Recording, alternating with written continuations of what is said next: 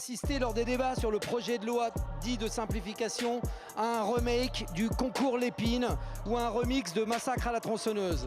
Rapporteurs, gouvernement, mais encore plus, députés de droite et d'extrême droite ont rivalisé de créativité dans la course à la suppression d'organismes et de conseils consultatifs. Avec ce texte fourre-tout, vous avez ouvert les vannes, offert un blanc-seing à la surenchère et rendu hier des avis de sagesse sur certaines suppressions, avis assez peu sages finalement. Parfois à l'aveugle, parfois à dessein, quand a priori il s'agit de se débarrasser de conseils en matière de droit du travail ou d'écologie. Chacun y allait de sa petite mesure de suppression dans un ensemble qui manque de sérieux, de méthode et de préparation. On a assisté à des séquences un peu folles. On n'a pas trouvé de compte-rendu sur le site internet où ils ne répondent pas au téléphone. L'organisme ne se réunit pas, on supprime.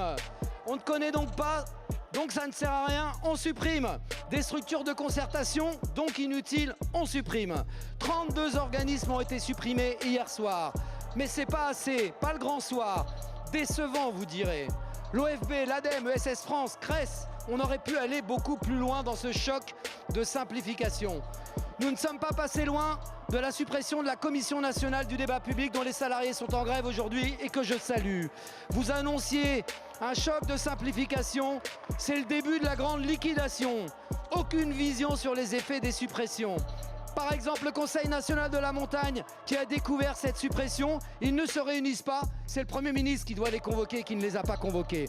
Finalement, ces suppressions ouvrent le champ à des attaques contre la démocratie et l'état de droit. La trumpisation est en marche ici. Monsieur le ministre, n'y a-t-il pas un intérêt public majeur, cette fameuse notion que vous utilisez pour justifier tous les contournements de nos protections, à préserver la concertation et la démocratie? Allez-vous laisser faire? Jusqu'où irons-nous dans ces démantèlements? Elle me terrasse et m'accuse